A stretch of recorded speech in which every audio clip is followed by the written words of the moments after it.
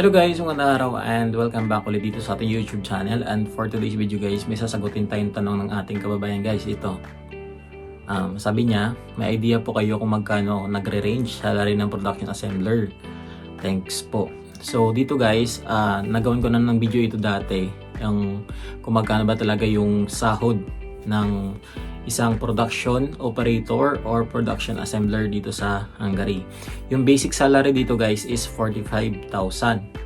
Hindi po kasama yung afternoon shift, night shift, differential. Kasi dito sa kanila guys, yung afternoon shift nila dito ay may dagdag yun na 30%. Then pag night shift, another 40%. Then diyan kasi sa guys, sa Pilipinas, based on my experience kasi nung nag-a-apply ako, yung pinirmahan namin na salary dyan is 36 something lang pataas. Then pagdating namin dito sa Hungary, nagpirma kami ng bagong kontrata dito sa agency namin sa Hungary, which is WHC. Sila po yung partnership ng agency dyan sa Pilipinas. Ang agency pala namin dyan guys sa Pilipinas ay si Peredot. So partner ni Peridot dito sa Hungary ay itong si WHC, yung agency namin dito ngayon. So pagdating namin dito sa Hungary guys, nagpirma kami ng panibagong kontrata, which is ayun nga, naging 45,000 na siya.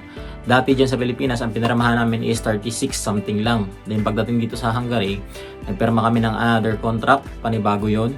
Hindi ko alam kung ano yung strategy nila, bakit ganun. Siguro sabi ng mga datihan ng mga kababayan dito, iniiwasan daw yung gawa ng malaki daw ang tax na binabayaran ng government. Hindi ko alam, basta ganun.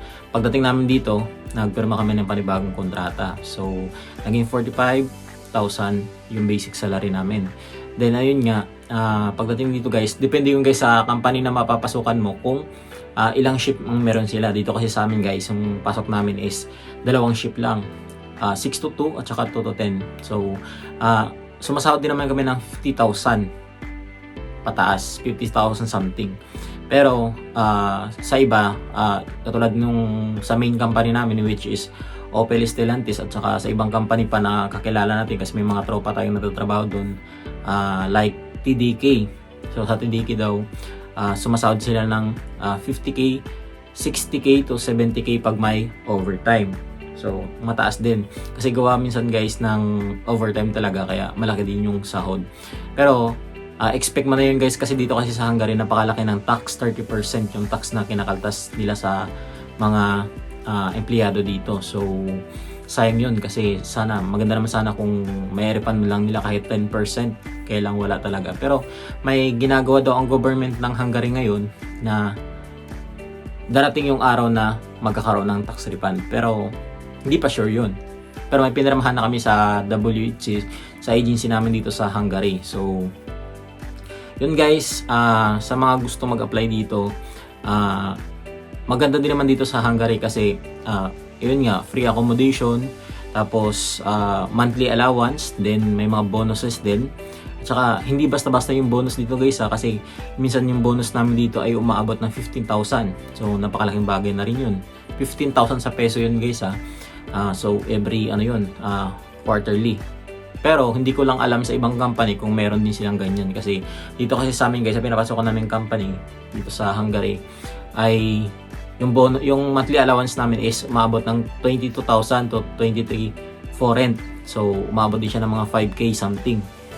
Yun, monthly yun guys. Then yung bonus ayun nga, umabot ng 15,000 naman. Kaya medyo malaki din talaga yung masisave mo pag nandito ka na. So, expect mo na yung sahod na pag yung company ay nagkaroon ng shifting schedule, na lalo pa pag tri-shift guys, ayun yung mga malalakas yung pasok. So, expect mo na nasa sahod ka ng 60k to 70. Yun yung sahod nila dito pag tri-shift yung pasok. Pero kung 2-shift lang, expect mo na mga 50,000 something lang yung sahod mo. So yun lang guys, sana nakabigay itong video sa inyo ng kaunting idea sa mga gusto mag-apply dito guys sa Hungary. Hiring ang agency namin sa Peridot, sa guys diyan sa Pilipinas. Kung kayo po ay interesado, i-visit niyo po ang Peridot International Resources Agency. Kasi marami po silang job hiring ngayon guys dito sa Hungary. So, tumatanggap sila ng online application at walk-in applicants. So, yun lang guys. Sana nakatulong. Don't forget to like, share, and subscribe itong YouTube channel natin para mas marami pa tayong mga kababayang matutulungan. Yun lang guys. Thank you for watching and God bless.